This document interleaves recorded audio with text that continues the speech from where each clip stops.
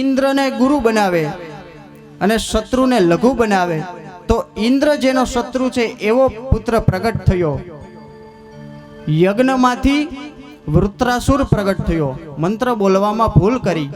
જો એમ બોલત ઇન્દ્ર શત્રો વિવર્તસ્વ, ઇન્દ્ર શત્રો વિવર્તસ્વ, ઇન્દ્રને લઘુ બનાવે, શત્રુને ગુરુ બનાવે.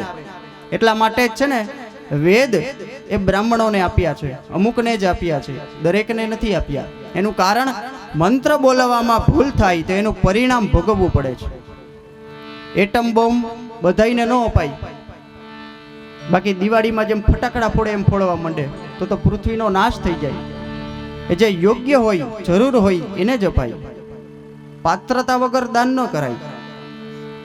મંત્ર બોલવામાં ભૂલ થઈ તે ઇન્દ્રના હાથે મરનારો એવો વૃત્રાસુર પ્રગટ થયો. ઇન્દ્ર જેનો શત્રુ છે એવો પુત્ર પ્રગટ થયો. આજ્ઞા કરી ઇન્દ્ર સાથે યુદ્ધ કરો. વૃત્રાસુરે ઇન્દ્ર સાથે યુદ્ધ કર્યું, ભયંકર યુદ્ધ કર્યું. ઇન્દ્ર જે કાંઈ પણ શસ્ત્રો ફેંકે એ વૃત્રાસુર ગળી જવા લાગ્યો. ઇન્દ્ર ગભરાયા. ઘમાસાણ યુદ્ધ થયું. ઇન્દ્ર ગભરાયા અને આવ્યા બ્રહ્માજી પાસે. દેવતાઓ બધા ભેગા થઈને બ્રહ્માજીને પ્રાર્થના કરી, મહારાજ ઉપાય બતાવો. ભગવાને કહ્યું, જાઓ દધીચી ઋષિ પાસે. દધીચી ઋષિના હાડકામાંથી જો વજ્ર બને, શસ્ત્ર બને, તો એ બનેલા શસ્ત્રથી, વજ્રથી એનો નાશ થશે. ભગવાનની આજ્ઞા પ્રમાણે બધા આવ્યા દધીચી ઋષિ પાસે. આવી અને સીધા બધા દેવતાઓ એક સાથે દંડવત કરી ગયા. દધીચી ઋષિએ જાણ્યું કે આ બધા આ દેવતાઓ સીધા દંડવત કરીને પગે લાગે, સ્વાર્થ હોવો જોઈએ. પૂછ્યું, શું કામ એને આવ્યા છો? બોલો, શું સ્વાર્થ છે? દેવતાઓએ કહ્યું, તમારા અસ્થિમાંથી વજ્ર બને એનાથી વૃત્રાસુર મરશે. દધીચી ઋષિએ કહ્યું કે સીધું બોલો ને કે તમે ગુજરી જાઓ. આમ આડું શું કામ એને કહો છો? હું જાણું છું કે તમે તમારો સ્વાર્થ સિદ્ધ કરવા માટે આવ્યા છો. તમને આખી દુનિયા ઓળખે છે. સુરનર મુનિ સબ કી રીતિ, સ્વાર્થ લાગી કરહી સબ પ્રીતિ. સ્વાર્થ હોય ત્યાં સુધી જ પ્રીતિ કરે, પછી કોણ તું ને કોણ હું. દધીચી ઋષિ એ અંગીરાના વંશમાં પ્રગટ થયા છે. અંગીરા, અંગી એટલે શરીરી એટલે કે પ્રાણ, રા એટલે કે જે દાનમાં આપી દે તે. અંગીરા ગોત્રમાં પ્રગટ થયા છે. દધીચી ઋષિએ સાધના વડે પોતાના શરીરને ભસ્મીભૂત કર્યું. એમાંથી અસ્થિ લઈ અને દેવતાઓને વજ્ર બનાવી આપ્યું, ઇન્દ્રને આપ્યું. દધીચી ઋષિના હાડકામાંથી શસ્ત્ર વજ્ર લઈ, જે બનેલું છે વજ્ર એ લઈ અને ઇન્દ્ર વૃત્રાસુર સાથે લડાઈ કરવા આવ્યા. ભયંકર યુદ્ધ થયું. કંઈક દેવતાઓનો કચ્ચરગાણ કાઢ્યો, કંઈક દૈત્યોને માર્યા. સામસામા પક્ષે ઘણી હાનિ થઈ. વૃત્રાસુરે ત્રિશુલનો છૂટો ઘા કર્યો. ઐરાવત હાથી ઉપર બેસેલા ઇન્દ્ર પડ્યા. ઐરાવત હાથી મૂર્છાને પામ્યો. ઇન્દ્રએ પોતાનો અમૃતમય હાથ ફેરવ્યો. ઐરાવત પુનર્જીવિત થયો. ઇન્દ્ર ઐરાવત હાથી ઉપર બેઠા, હાથમાં વજ્ર લઈ અને જ્યાં ઘા કરવા જાય ત્યાં વૃત્રાસુરે રોક્યા. કહ્યું, ઇન્દ્ર, હું જાણું છું તમારા હાથમાં જે વજ્ર છે, જે શસ્ત્ર છે, એનાથી મારું મૃત્યુ નિશ્ચિત છે. પણ તમે ખડગ ઘા કરીને, વજ્ર ઘા કરીને મને મારો એ પહેલા મને ભગવાનની સ્તુતિ કરી લેવા દો. એટલા માટે વૃત્રાસુરે સ્તુતિ કરી દરબારીમાં.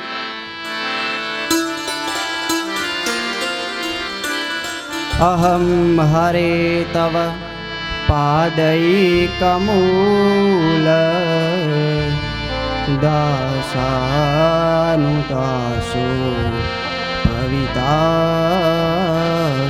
भूयः मनः स्मरेता सुपतैर्गुणांस्ते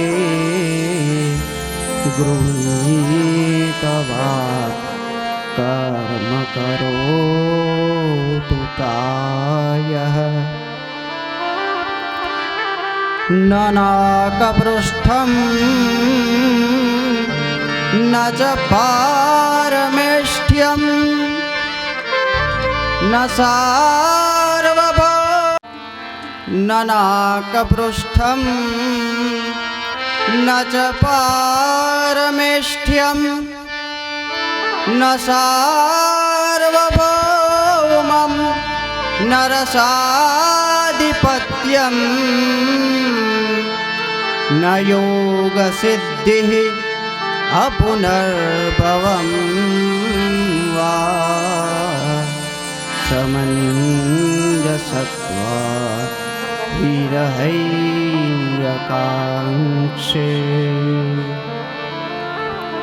अजातपक्षा इव मातरं खगाः स्तन्यं यथा वत्सतरा क्षुधार्ताः प्रियं प्रियेव व्युषितं विषण्णा मनोरविन्दाक्षदिद्रक्षते त्वाम् ममोत्तमश्लोकजनेषु सख्यं संसारचक्रे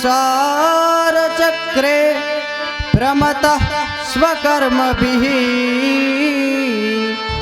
त्वन्माययात्मात्मजदारगे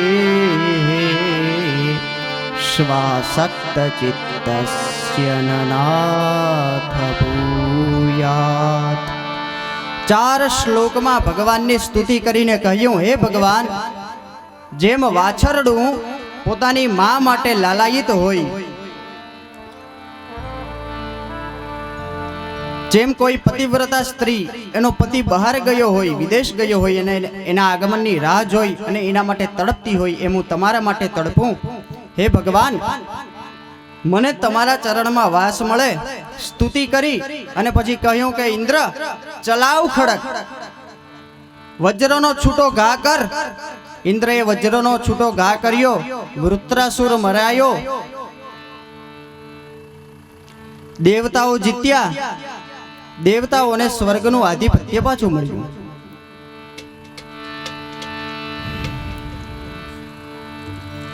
વૃત્રાસુરનું તેજ ભગવાનમાં ભળી ગયું. આ બાજુ આગળની કથામાં દિતિ માતાને ચિંતા થવા લાગી, કારણ કે દિતિના દૈત્યો છે ને.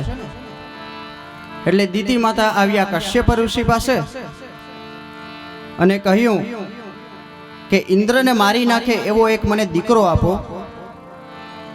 કશ્યપે કપાળ કૂટ્યું કે આ બેય પત્ની અને એના છોકરા અંદરો અંદર બાધ્યા કરે છે, આમાં મારાથી સરખું ભજન થતું નથી.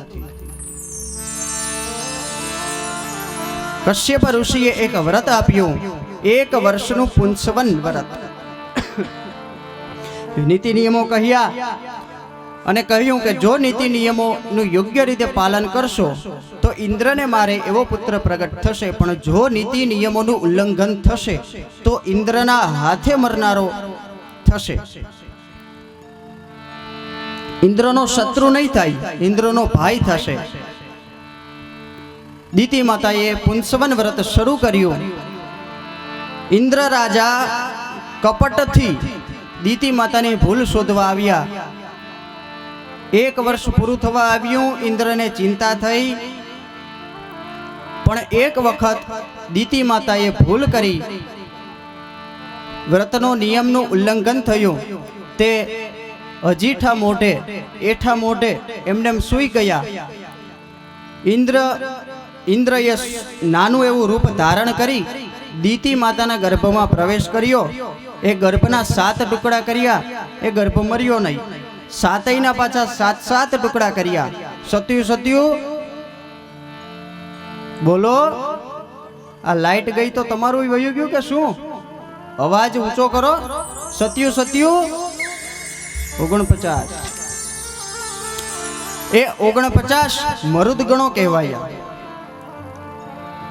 અંતિમ 2 અધ્યાયમાં અર્ચન પ્રકરણ કહ્યો અને છેલ્લા અધ્યાયમાં વ્રતની વિધિ બતાવી છે. આટલું કહી અને 6ઠા સ્કંદને અહીં વિરામ આપ્યો.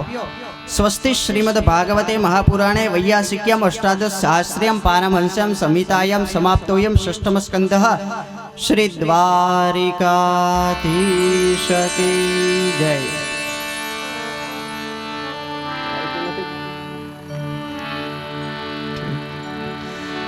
સાતમા સ્કંદનો આરંભ કરીએ. સાતમો સ્કંદ એ ઉતિ લીલા છે. ઉતયઃ કર્મ વાસના. સંસાર એ કર્મ વાસના જન્ય છે. વાસનાને વિદારવાની કથા એ સાતમા સ્કંદમાં બતાવી છે. કુલ 15 અધ્યાયનો સાતમો સ્કંદ છે. એમાં સદવાસના, અસદવાસના અને મિશ્ર વાસના એમ 3 પ્રકાર પાડ્યા છે. સદવાસનાના 5 અધ્યાય, અસદવાસનાના 5 અધ્યાય અને મિશ્ર વાસનાના 5 અધ્યાય. 6ઠ્ઠો સ્કંદ સાંભળી અને પરીક્ષિતને પ્રશ્ન થયો. તે સુખદેવજીને પૂછ્યું, બ્રહ્મન, ભગવાન તો સમત્વ વાળા છે, પણ અત્યાર સુધી જે કથા સાંભળી ધ્યાન દઈને, તો એમાં તો એવું જ આવે છે કે ભગવાન દૈત્યોને મારે છે અને દેવોની રક્ષા કરે છે. ભગવાનમાં ભેદ બુદ્ધિ તો નથી, ભગવાન તો અભેદ રાખનારા છે. તો આવું કેમ થયું? બિલાડીમાંય ભગવાન છે અને ઉંદરમાંય ભગવાન છે, તો પછી બિલાડી ઉંદરને શું કામ મારે છે? ભગવાન ભગવાનને જ શું કામ મારે છે? આ વાત સમજાતી નથી. સુખદેવજીએ પરીક્ષિત રાજાના પ્રશ્નને બિરદાવ્યો. સાધુ પૃષ્ઠમ મહારાજ હરેશ્ચરિતમ અદ્ભુતમ. હે રાજન, તમારો પ્રશ્ન બહુ જ સુંદર છે. પહેલી વાત તો એ કે ભગવાન કંઈ કરતા જ નથી. બ્રહ્મ તો અકર્તા છે, પણ આપણે એમાં ક્રિયાનો આરોપ કરીએ છીએ એટલે ભગવાન કંઈક કરતા હોય ને એવું લાગે છે.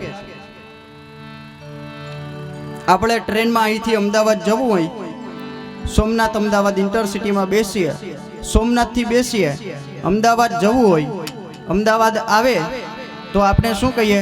અમદાવાદ આવ્યું.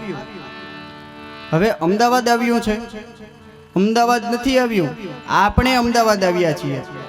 અમદાવાદ તો જ્યાં છે ત્યાં જ છે. આપણે અમદાવાદ આવ્યા છીએ. આપણે આ અમદાવાદમાં ક્રિયાનો આરોપ કરીએ છીએ એટલે બોલીએ છીએ શું? અમદાવાદ આવ્યું. અમદાવાદ નથી આવ્યું, એ તો જ્યાં છે ત્યાં જ છે. આપણે અમદાવાદ આવ્યા. બીજો મત એવો છે કે ભગવાન કરે છે એ લીલા, જીવ કરે છે તે ક્રિયા.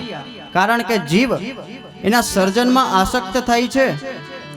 જીવ પોષણ કરે છે ત્યારે એને અહંકાર હોય છે અને એ અપેક્ષા રાખે છે, અને જ્યારે વિસર્જન કરે છે,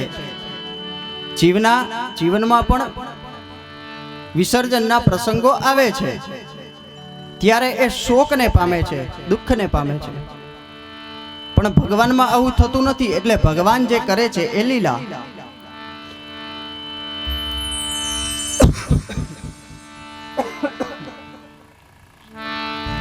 આ વાતને સમજાવવા માટે દેવર્ષિ નારદ અને ધર્મરાજ યુધિષ્ઠિરનો સંવાદ કહ્યો સુખદેવજીએ પરીક્ષિતને. પરીક્ષિત, એકવાર તમારા દાદા યુધિષ્ઠિરને પણ આવો પ્રશ્ન થયેલો. આ સંશયનું છેદન કરવા માટે, આ ભ્રમને ભાંગવા માટે દેવર્ષિ નારદે યુધિષ્ઠિર રાજાને કહ્યું, યુધિષ્ઠિર, ધર્મરાજ, તમે આ શ્રી કૃષ્ણને શું માનો છો? કેવળ મામાના દીકરા?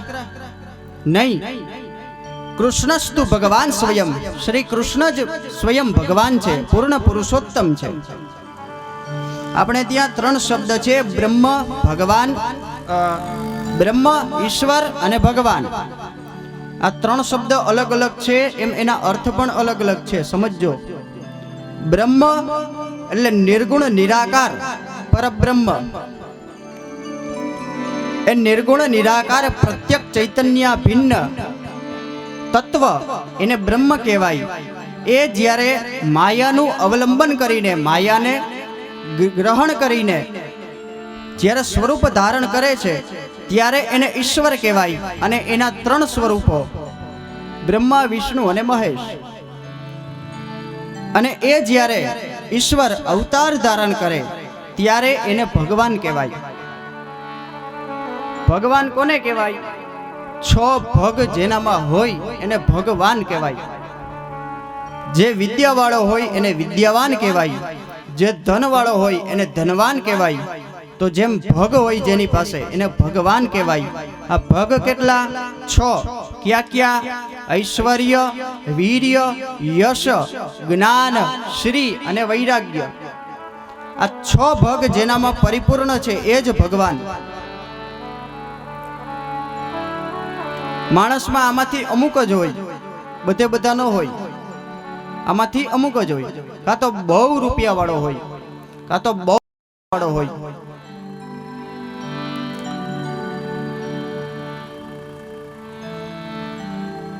દેવર્ષિ નારદે યુધિષ્ઠિરજીને કહ્યું, ધર્મરાજ, વેર ભાવમાં જેવી તન્મયતા હોય ને એવી ભગવત ભાવમાં ક્યારેક ભક્તિ ભાવમાં નથી હોતી.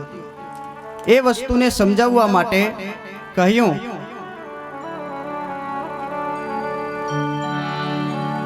હિરણ્યાક્ષના મર્યા પછી હિરણ્યાક્ષનો ભાઈ હિરણ્યકશિપુ એ હિરણ્યાક્ષની શોક સભા ભરાણી છે. તો બધા સગા સંબંધીઓ ભેગા થયા છે અને બધા રોક કકડ ચાલુ છે. ત્યાં આવ્યો હિરણ્યકશિપુ. એ આવી અને એના સગા સંબંધીઓને ઉપદેશ કરે છે. એવો મહાન ઉપદેશ કરે છે અને એના સગા સંબંધીઓનો શોક દૂર કરે છે. હિરણ્યકશિપુ, ઉશિનર નરેશ અને યમરાજા જે બટુકનું રૂપ લઈને આવ્યા છે એનું દ્રષ્ટાંત ત્યાં આપે છે. એ દ્રષ્ટાંત દ્વારા ત્યાં રહેલા સર્વ લોકોનો શોક દૂર કરે છે. આ જગ્યાએ હિરણ્યકશિપુ એવો પંડિત, એવો જ્ઞાની દેખાય છે, પણ એ જ્ઞાન બીજાને દેવા માટે હતું, પોતે આચરવા માટે નહોતું. પરોપદેશે પાંડિત્યમ, બીજાને કહેવા માટેનું જ્ઞાન હતું, પોતે જીવનમાં ઉતારવા માટેનું કંઈ નહોતું. તે હિરણ્યકશિપુએ એના પછી શ્રી હરિ નારાયણ સાથે વેર વાળવાનો નક્કી કર્યું, નિશ્ચય કર્યો. હવે હિરણ્યકશિપુની પત્નીનું નામ છે કયાધુ. આ કયાધુ એ સાધુ જેવી છે. એને ત્યાં 4 પુત્ર છે, લાદ, અનુલાદ, સંહલાદ અને પ્રહલાદ. પ્રહલાદ અંતિમ પુત્ર છે, છેલ્લું સંતાન. તપશ્ચર્યા કરી હિરણ્યકશિપુએ વિચાર કર્યો કે તપશ્ચર્યા કરી અને બ્રહ્માને પ્રસન્ન કરીશ અને એમની પાસેથી અમરત્વનું વરદાન મેળવીશ. હમણાં હિરણ્યાક્ષ પોતાનો ભાઈ ગુજરી ગયો ત્યારે ત્યાં બધાને એમ ઉપદેશ કરતો હતો કે મરવાનું જ છે, ગુજરી જ જવાનું છે, કોઈ અમર નથી. પણ એ જ્ઞાન બીજાને દેવા માટે હતું. હવે અહીંયા પોતે જ અમર થવાની કોશિશ કરે છે ને એવા પ્લાન ઘડે છે મનમાં. તે તપશ્ચર્યા કરી બ્રહ્માને પ્રસન્ન કરી અને અમરત્વ મેળવવાની ઈચ્છાથી વનમાં ગયો.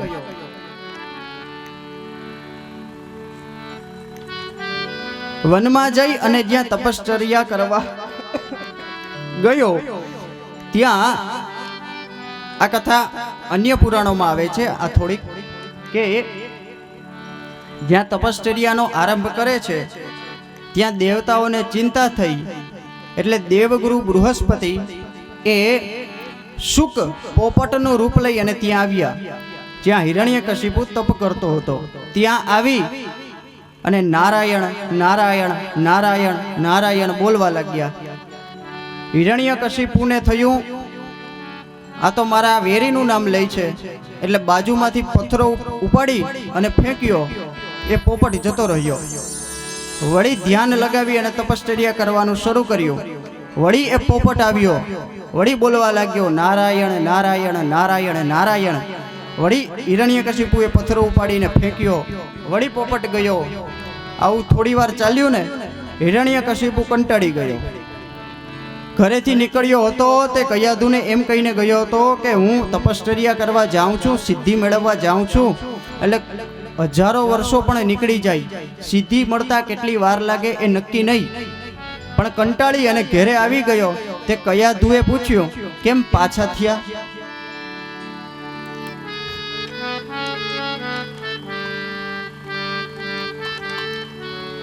પાછા કેમ આવ્યા? તમે તો હજારો વર્ષો સુધી સિદ્ધિ મેળવીને આવવાના હતા, સિદ્ધિ મળી ગઈ?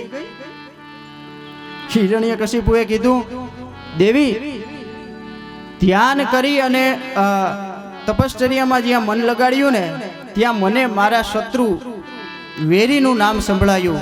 એક પોપટ નારાયણ નારાયણ નારાયણ બોલવા લાગ્યો. કયાધુએ તકને ઝડપી લીધી કે મોકો સારો છે, આનો આપણે ઉપયોગ કરીશું. આ સારી સંસ્કારી વહુ પત્ની છે ને, એટલે આ તક ઝડપી લે છે. કયાધુએ કીધું હે તે એવું કઈ હોતું હશે? પોપટ થોડો બોલે. તો કે હા બોલ્યો ને. શું બોલ્યો? નારાયણ નારાયણ નારાયણ નારાયણ. ઠીક, ચાલો હશે. હાલો હાથ પગ ધોઈ લ્યો. એટલે જમવાનું તૈયાર છે. ખમણ ઢોકળા બનાવ્યા છે. એટલે જમવાનું પીરસ્યું. જમતા જમતા પાછું પૂછ્યું હે તે કઈ પોપટ બોલતો હશે? તો કે હા હા હું સાચું બોલું છું. તને થોડું ખોટું કહેવાય? તમને ખોટું કહેવાય? શું બોલતો તો? તો કે નારાયણ નારાયણ નારાયણ નારાયણ. વળી જમી લીધું, નેપકીન આપ્યો, હાથ લૂછતા લૂછતા પૂછ્યું પોપટ બોલતો તો? હા. શું બોલતો તો? નારાયણ નારાયણ નારાયણ. વળી પાનનું બીડું આપતા પૂછ્યું પોપટ શું બોલતો તો? નારાયણ નારાયણ નારાયણ. આમ 108 વખત નારાયણ નામ હિરણ્યકશિપુ પાસેથી લેવડાવ્યું. બરાબર એ જ સમયે પ્રહલાદજી કયાધુના ગર્ભમાં આવે છે. યુક્તિપૂર્વક પોતાના પતિ પાસે હિરણ્યકશિપુ પાસે નામ લેવડાવ્યું. વિચાર કર્યો આ આમ તો લેહે નહીં, એટલે આ રીતે આ બાને પણ લેવડાવું.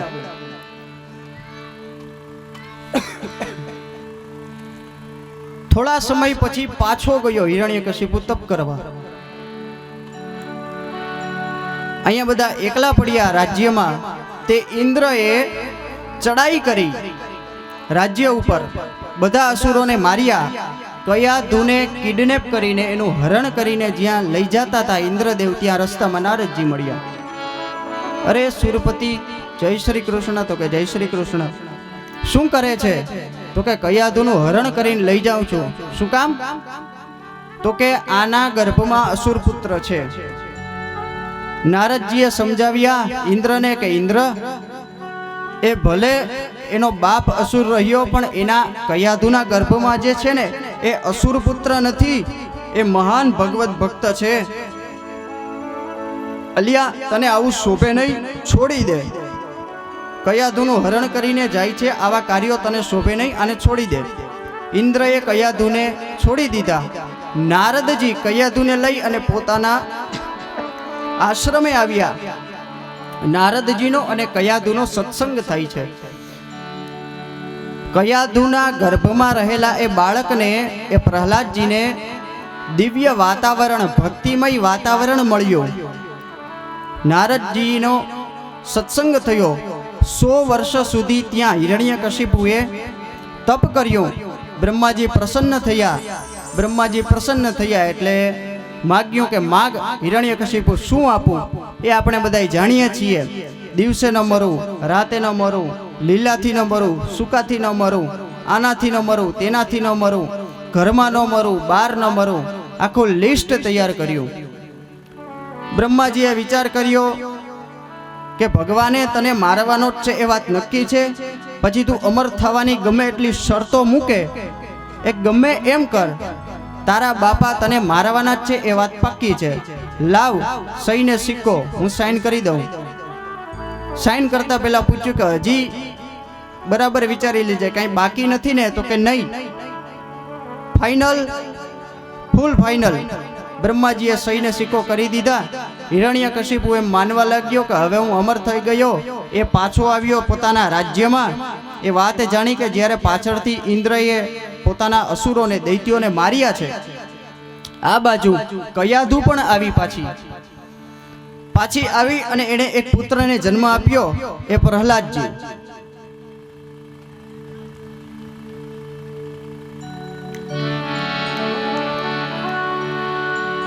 રાવણે પણ રામાયણમાં માગ્યું.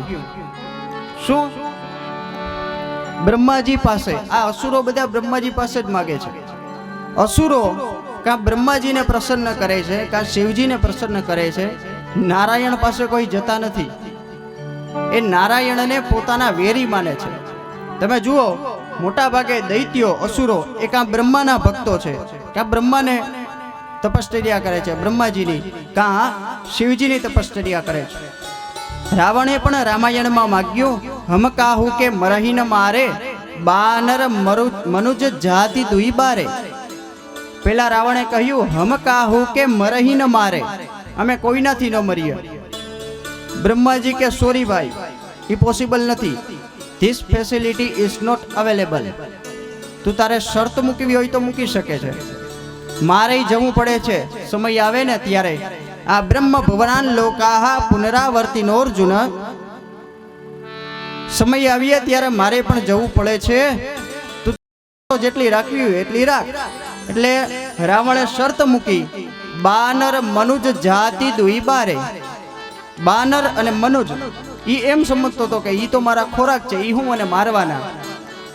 હું માણસથી મરું અને વાંદરાથી મરું, અને મર્યો એવી જ રીતે, માણસના હાથે જ મર્યો. ભગવાન માણસ થઈ અને આવ્યા. ભગવાને અવતાર ધારણ કર્યો મનુષ્ય યોનિમાં, અને એના હાથે રાવણ મરાયો.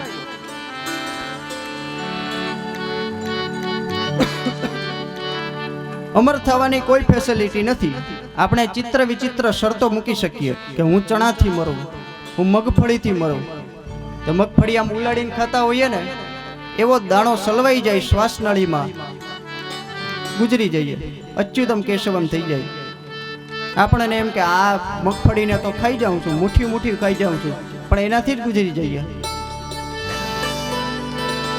પ્રહલાદ મોટા થયા, ગુરુગૃહે ભણવા મોકલ્યા. શુક્રાચાર્યના બે પુત્રો છે, શંડ અને અમર્ક. બંનેને એક સાથે જ નામ લેવાય છે, શંડામર્ક. એ પ્રહલાદના ગુરુ છે. ભણવામાં પ્રહલાદજી ખૂબ હોશિયાર છે, રાજપુત્ર છે. એટલે ગુરુએ શંડામર્કે એને મોનિટર બનાવ્યા છે. એટલે ગુરુ શંડામર્ક બહાર ગયા હોય ને, એટલે ક્લાસ આ મોનિટર પ્રહલાદજીના હાથમાં સોંપીને જાય. હવે પ્રહલાદજીને પહેલેથી જ ભક્તિનો રંગ લાગ્યો છે. તે એ મિત્રોને શીખવાડે, બંધુઓ, ગુરુઓ, મિત્રો. ગુરુ જે શીખવાડે છે એ જીવિકાનું શિક્ષણ છે, જીવનનું શિક્ષણ નથી.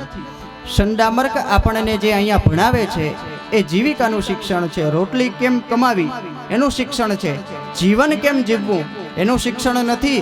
ચાલો આપણે જીવનનું શિક્ષણ શીખીએ, હરિનામ સંકીર્તન કરીએ.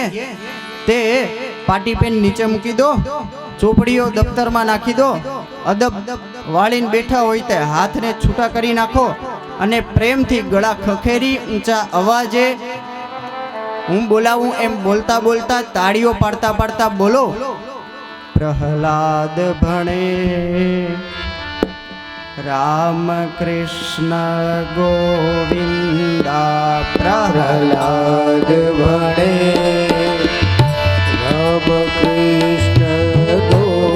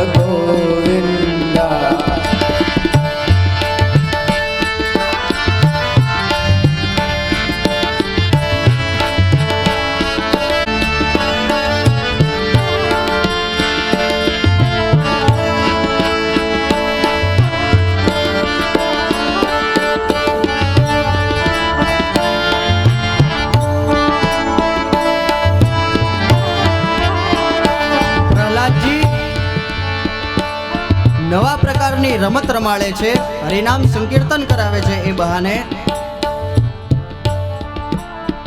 વિદ્યાર્થીઓને આ રમત રમવામાં બહુ આનંદ આવ્યો. તે વિદ્યાર્થીઓ પણ ગાય હરખથી ઊંચા અવાજે પ્રહલાદ ભણે રામ કૃષ્ણ ગોવિંદા, પ્રહલાદ ભણે રામ કૃષ્ણ ગોવિંદા, સૌ સંત ભણે રામ કૃષ્ણ ગોવિંદા, સૌ સંત ભણે રામ કૃષ્ણ ગોવિંદા. પ્રહલાદજી મિત્રોને ભાગવત ધર્મનો ઉપદેશ કરે છે. એકવાર વિદ્યાભ્યાસ કરી અને શંડામર્ક પ્રહલાદને હિરણ્યકશિપુ પાસે લાવે છે. હિરણ્યકશિપુ ગોદમાં બેસાડે છે પ્રહલાદને અને પૂછે છે, બેટા તારો અભ્યાસ પૂર્ણ થયો? કહ્યું, હા પિતાજી. એમાંથી તને શું ગમ્યું? એટલે પ્રહલાદજીએ ચાલુ કર્યું,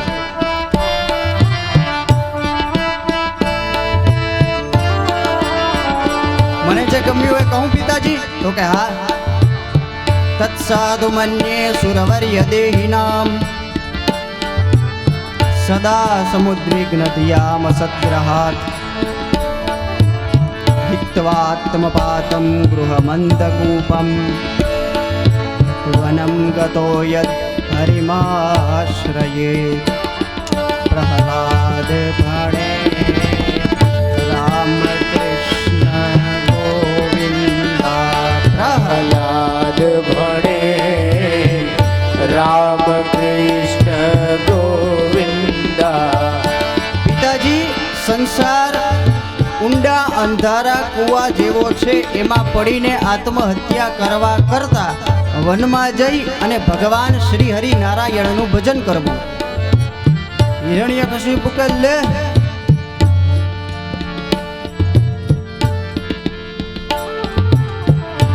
તને ભણવામાં આવું આવે છે?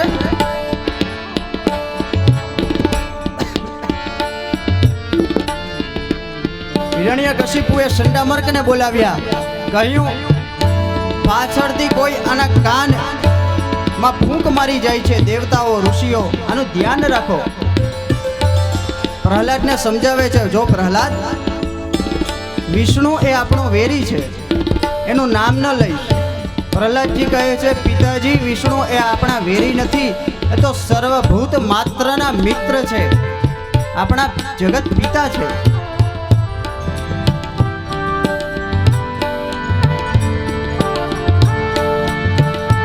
શંડામર્કને બોલાવીને ઠપકો આપ્યો, આનું ધ્યાન રાખો, કોઈ દેવતાઓ આની કાન ભંભેરણી કરી જાય છે.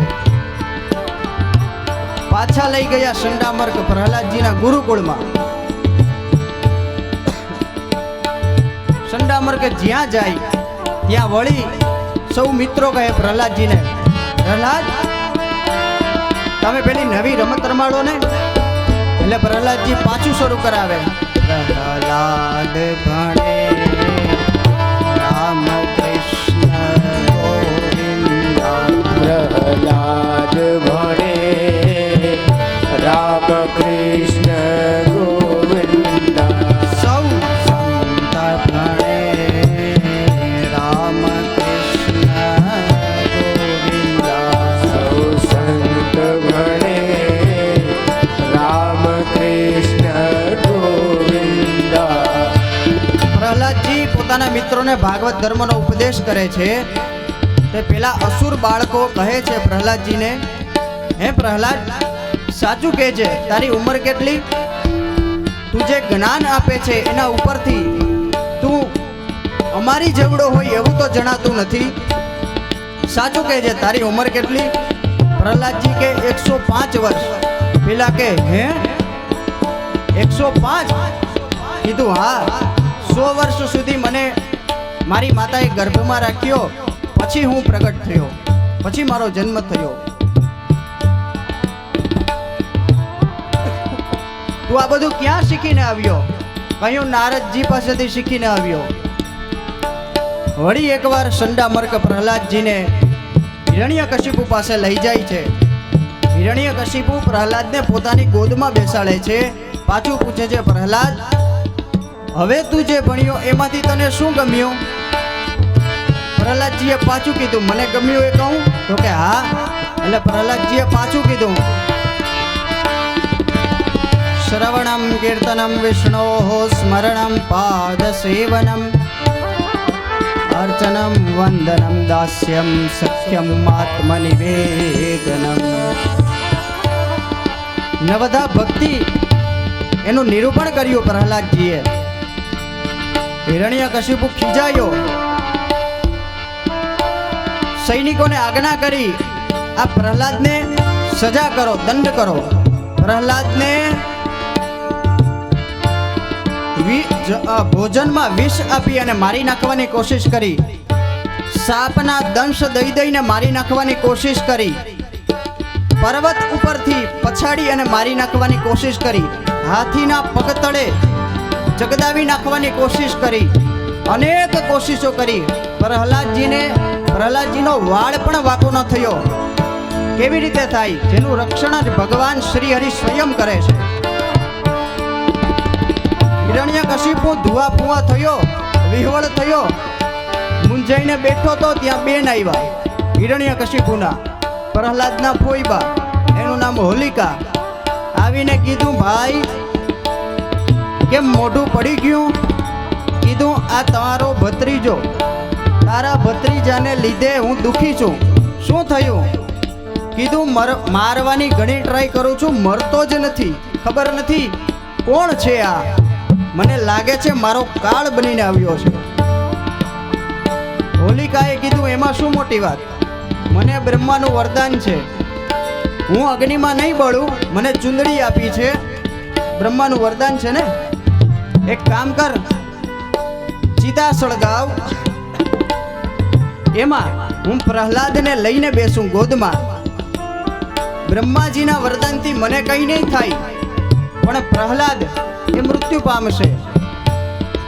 કહ્યા મુજબ બધી સગવડ કરી આપી, ચિતા સળગાવી.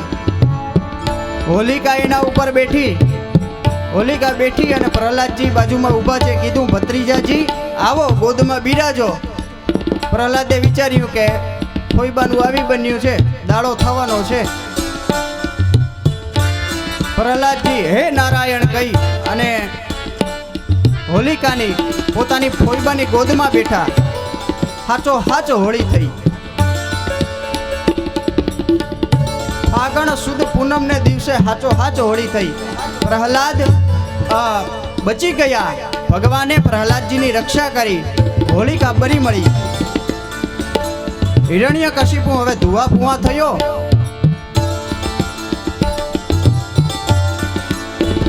પ્રહલાદ ઉપર ખીજાયો. પ્રહલાદજીનું સંકીર્તન ચાલુ છે. ભજ ગોવિંદ ગોવિંદ ગોપાલા, ભજ ગોવિંદ ગોવિંદ ગોપાલા, ગોવિંદ ગોવિંદ ગોપાલા, ભજ ગોવિંદ ગોવિંદ ગોપાલા, ભજ મુરલી મનોહર નંદલાલા, ભજ મુરલી મનોહર નંદલાલા, ભજ ગોવિંદ ગોવિંદ ગોપાલા, ભજ ગોવિંદ ગોવિંદ ગોપાલા, ભજ મુરલી મનોહર નંદલાલા, ભજ મુરલી મનોહર નંદલાલા, ભજ ગોવિંદ ગોવિંદ ગોપાલા. ભજ ગોવિંદ ગોવિંદ ગોપાલા. હિરણ્યકશિપુએ પ્રહલાદને કહ્યું, તું મરતો કેમ નથી? મને લાગે છે તું જ મારો કાળ છે. કોના બળથી બોલે છે? પ્રહલાદજીએ કહ્યું, બરાબર તમે વિચાર્યું પિતાજી. હિરણ્યકશિપુએ કીધું, કોના બળથી બોલે છે? પ્રહલાદજીએ કીધું, જેના બળથી તમે રાડો પાડો છો, ત્રાળ પાડો છો, એના બળથી. એ કોણ? કહ્યું, મારા નારાયણ નારાયણ નારાયણ. હિરણ્યકશિપુએ કહ્યું, નારાયણ નારાયણ નારાયણ, બતાવ તારો નારાયણ ક્યાં છે? પ્રહલાદજીએ કહ્યું, પિતાજી, જલે વિષ્ણુ સ્થલે વિષ્ણુ વિષ્ણુ પર્વત મસ્તકે જ્વાલા માલા કુલે વિષ્ણુ સર્વ વિષ્ણુ મયમ જગત. ભગવાન વિષ્ણુ ક્યાં નથી? જ્યાં જુઓ ત્યાં છે. બે કથા છે. એક કથા એવી છે કે હિરણ્યકશિપુએ લોખંડના સ્તંભને ખૂબ તપાવ્યો, લાલચોળ કર્યો અને કહ્યું કે જઈ અને આલિંગન આપો. પ્રહલાદને કહ્યું, જઈ અને આ તપાવેલા સ્તંભને આલિંગન આપ. ભગવાને એમાં વિશ્વાસ વધે એટલા માટે કીડીઓની લાઈન બતાવી. બીજી કથા એવી છે, હિરણ્યકશિપુ આવ્યો, પૂછ્યું, ક્યાં છે તારા નારાયણ? બતાવ તારો નારાયણ ક્યાં છે? આ સ્તંભમાં છે. પ્રહલાદજીએ કહ્યું, બધે હોય તે સ્તંભમાં પણ હોય જ ને. હિરણ્યકશિપુએ ગદાથી પ્રહાર કરવા જાય ત્યાં સ્તંભ ફાટ્યો. ભયંકર ગર્જના સાથે નૃસિંહ ભગવાન પ્રગટ થયા. હિરણ્યકશિપુને પકડ્યો. હિરણ્યકશિપુ અને ભગવાન નૃસિંહ વચ્ચે ભયંકર યુદ્ધ થયું. ઘણી વખત સુધી અસુર હિરણ્યકશિપુને રમાડ્યો અને પછી અંતિમ સમય જ્યારે થયો ત્યારે ભગવાન નૃસિંહ લઈને આવ્યા હિરણ્યકશિપુને ઉમરામાં પોતાની પ્રતિજ્ઞા યાદ અપાવી. હિરણ્યકશિપુ, આ બહાર નથી, અંદર નથી, દિવસે નથી, મધ્યમાં નથી, સાયંકાળ છે. ઘરનો દરવાજો છે, એમાં બેસી અને હું તને મારું છું. નખથી મારું છું. નખ લીલા ના કહેવાય, સૂકા ના કહેવાય. ભગવાન નૃસિંહે હિરણ્યકશિપુનું પેટ ચીરી નાખ્યું. અંદરથી આંતરડાઓનો હાર કરી અને પોતાના ગળે ધારણ કર્યો. સૌએ સ્તુતિ કરી, સૌએ જય જયકાર કર્યો. શ્રી નૃસિંહ સ્વરૂપ ભગવાન.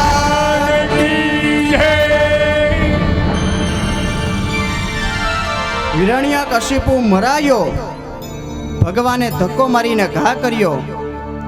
ભગવાન આજ એટલા ક્રોધિત છે, ભયંકર ક્રોધિત છે. સૌ દેવતાઓ આવ્યા, ઋષિઓ આવ્યા, પુષ્પ વૃષ્ટિ કરી, સૌએ સ્તુતિ કરી, પણ ભગવાન શાંત થતા નથી. ભગવાન નૃસિંહ ગર્જના કરે છે. ભગવાન નૃસિંહ ગર્જના કરે છે. એમની ગર્જના શાંત થતી નથી. મહેશભાઈ, ભગવાન એટલા ક્રોધિત છે કે ઋષિઓથી અને દેવતાઓથી શાંત નથી થતા. ત્યારે બ્રહ્માજીએ વિચાર કર્યો કે જે આમ શાંત ન થાય ને, ટાઢા ન પડે ને, એ લક્ષ્મીથી શાંત પડી જાય. બધા બોલાવા ગયા લક્ષ્મીજીને કે ભગવાન આજ બહુ ખીજાયા છે, શાંત નથી થતા. લક્ષ્મીજી કે એમાં શું, હમણાં આવું. લક્ષ્મીજી આવ્યા. સામે આવી અને જ્યાં આમ કંઈક કહેવા જાય ત્યાં ભગવાન નૃસિંહે કર્યો, ગર્જના કરી. લક્ષ્મીજી મૂર્છિત થયા. દેવતાઓને ઉપાધિ થઈ કે આ તો એકને બદલે બે થઈ, આ તો ઉપાધિ વધી ગઈ. હવે શું કરવું? બ્રહ્માજીએ વિચાર કર્યો, જેના માટે આવ્યા છીએ ને એને કહો. બ્રહ્માજીએ પ્રહલાદને કહ્યું, નાનકડો બાળક પ્રહલાદજી એ આવે છે ભગવાન નરસંગની સામે. નરસંગ ભગવાનને જોઈ, પ્રહલાદજીને જોઈ ભગવાન નરસંગ શાંત થયા. આંખમાંથી આંસુ વહેવા લાગ્યા. બહુ ખીજાય ને પછી આંસુ વહે.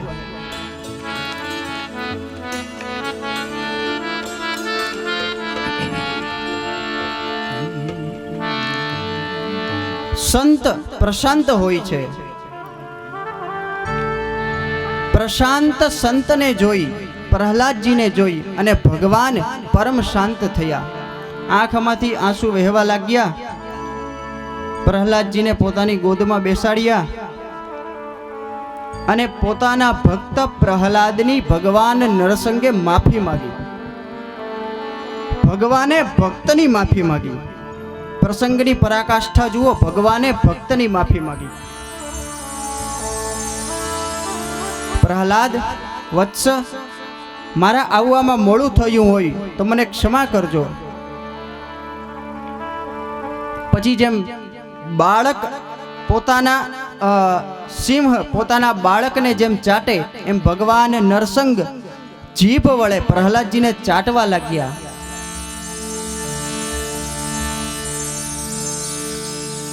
બ્રહ્માદિ દેવતાઓ આવ્યા, સ્તુતિ કરી. પ્રહલાદજીએ કહ્યું, હે ભગવાન, બ્રહ્માદિ દેવતાઓથી પણ આપ શાંત ન થયા, હવે આપ શાંત થાઓ.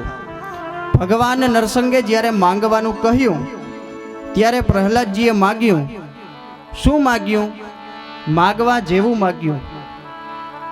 શું કહ્યું પ્રહલાદજીએ? હે ભગવાન, મારે કંઈ માંગવાનું જ ન રહે, મને કંઈ માંગવાની ઈચ્છા જ ન થાય, મારે કાંઈ નથી જોતું. આ માંગવા જેવું માંગ્યું છે પ્રહલાદજીએ. બહુ આગ્રહ કર્યો પણ પ્રહલાદજીએ ન માગ્યું.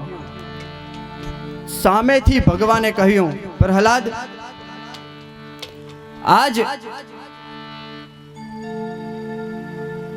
તમારા પિતાને મેં માર્યો છે, આજ પછીથી તમારા વંશમાં હું કોઈને મારીશ નહીં. હા, સમય આવીએ શિક્ષા દંડ જરૂર કરીશ, પનિશમેન્ટ જરૂર કરીશ, પણ કોઈને મારીશ નહીં. ભાગવતજીમાં સૌથી મોટામાં મોટી સ્તુતિ એ પ્રહલાદજીની છે. જે પ્રહલાદજીએ ભગવાન નરસંગની સ્તુતિ કરી એ સૌથી મોટી સ્તુતિ છે. અને હોય જ ને. પાણી બહુ ગરમ કરવા મૂક્યું હોય અને બહુ ઉકળવા માંડે તો એ પાણીને ઠંડુ પડતા વાર લાગે. ભગવાન નરસંગ ભયંકર ક્રોધે ભરાયા છે, ભક્તનો અપરાધ સહન ન કરી શક્યા, એટલા માટે ઠંડા પડતા વાર લાગે. પ્રહલાદ, લાદ ધાતુ ઉપરથી પ્રહલાદ શબ્દ બન્યો છે અને લાદ આ ધાતુ ગરમને ઠંડા કરવાના અર્થમાં વપરાય. પ્રહલાદજીની સ્તુતિ કરતા ભગવાન શાંત થયા. આ દ્રશ્ય જોઈ અને સૌના લોચન ભીંજાયા. ઈચ્છા પૂર્તિમાં સુખ છે, ઈચ્છા અપૂર્તિમાં દુઃખ છે. ઈચ્છા રાહિત્યમાં જ શાંતિ છે. જેની ઈચ્છા નથી, જે ઈચ્છા વગરનો છે, એમાં જ શાંતિ છે. પ્રહલાદને ગાદી આપી અને ભગવાન આદિ દેવતાઓ ઋષિમુનિઓ ત્યાંથી અંતર્ધ્યાન થયા. આ કથા કહી એ બતાવ્યું કે ભગવાનના ભાવમાં ભેદ નથી, એ સિદ્ધાંત સિદ્ધ કર્યો છે. પછીના અધ્યાયોમાં 4 વર્ણ અને 4 આશ્રમના ધર્મ બતાવ્યા. 4 વર્ણ એ બ્રાહ્મણ, ક્ષત્રિય, વૈશ્ય અને શૂદ્ર એ ભગવાનના અંગો તરીકે કલ્પાયા છે. બ્રાહ્મણ એ ભગવાનનું મુખ છે, ક્ષત્રિય એ ભગવાનની ભુજા છે, વૈશ્ય એ ભગવાનના ઉરુ છે, જાંગ, સાથળ, અને શૂદ્ર એ ભગવાનના ચરણ છે. જ્ઞાન પ્રધાન જે સમાજ છે, બ્રાહ્મણ જ્ઞાન પ્રધાન હોય અને જ્ઞાન મસ્તકમાં હોય, એટલા માટે બ્રાહ્મણ એ સમાજનો શિક્ષક છે. બળ પ્રધાન ક્ષત્રિયો હોય, એટલા માટે સમાજનો રક્ષક એ ક્ષત્રિય છે, એને સમાજની રક્ષા કરવાની. કર્મ પ્રધાન, અર્થ પ્રધાન એ વૈશ્ય છે, એ સમાજનો પોષક છે. અને ક્રિયા પ્રધાન એ શૂદ્ર છે, એ સમાજનો સેવક છે. 4 આશ્રમ બતાવ્યા: બ્રહ્મચર્યાશ્રમ, ગૃહસ્થાશ્રમ, વાનપ્રસ્થાશ્રમ અને સંન્યસ્તાશ્રમ. એના દ્વારા ભાવાદ્વૈત, ક્રિયાદ્વૈત અને દ્રવ્યાદ્વૈત સિદ્ધ કરી અંતે જીવ વાસના રહિત થઈ મુક્ત થાય છે, એ કથા બતાવી. અહીંયા 7મા સ્કંધને વિરામ આપ્યો.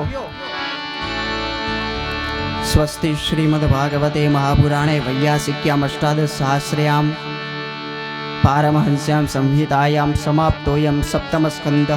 શ્રી દ્વારિકાધીશ કી જય. આપણે પણ આપણી કથાને અત્યારે વિરામ આપીએ.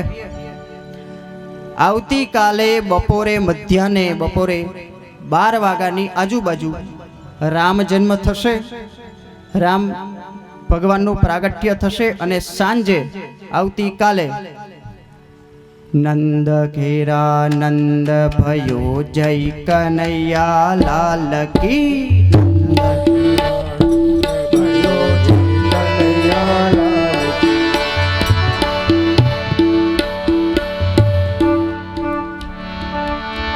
કેમ કાનુડો આવે એમાં તમને લોકોને મજા નહીં આવે?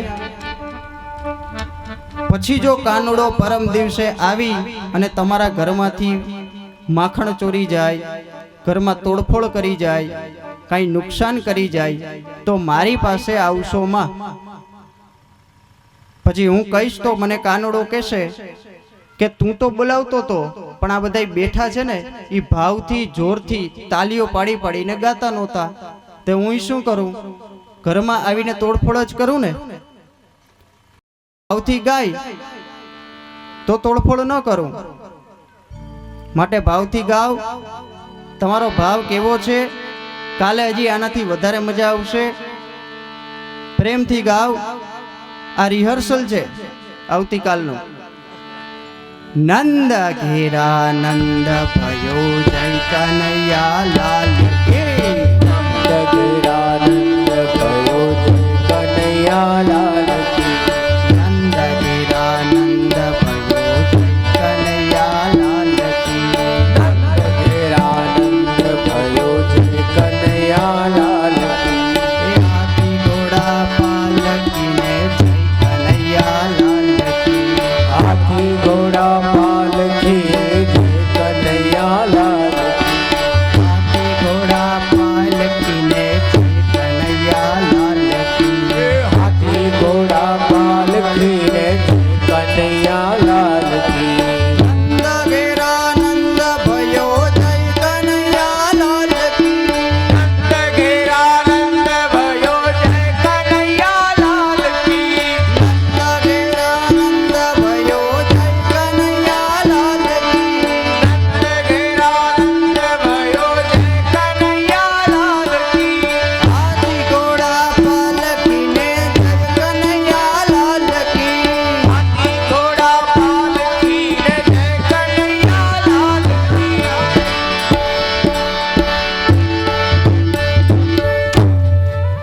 આ તો રિહર્સલ હતું. આવતીકાલે આનાથી વધારે મજા કરવાની છે, ખૂબ આનંદ કરવાનો છે. એટલે આવતીકાલની તૈયારી સાથે બપોરે રામ પ્રાગટ્ય થશે, આવતીકાલે સાંજે શ્રી કૃષ્ણ પ્રાગટ્ય થશે. કૃષ્ણ જન્મ અને રામ જન્મ આવતીકાલે છે. આજની કથાને અહીંયા વિરામ આપીએ. 2 મિનિટ હરિનામ સંકીર્તન કરીએ. હરિભજન વિના સુખ શાંતિ નહીં. હરિ ભજન વિના સુખ શાંતિ નહીં. પ્રભુ પ્રેમ વિના વિશ્રામ નહીં. પ્રભુ પ્રેમ વિના શરાબ નહીં. શ્રી રામ વિના રામ નહીં. શ્રી રામ વિના રામ નહીં. શ્રી કૃષ્ણ વિના નંદ નહીં.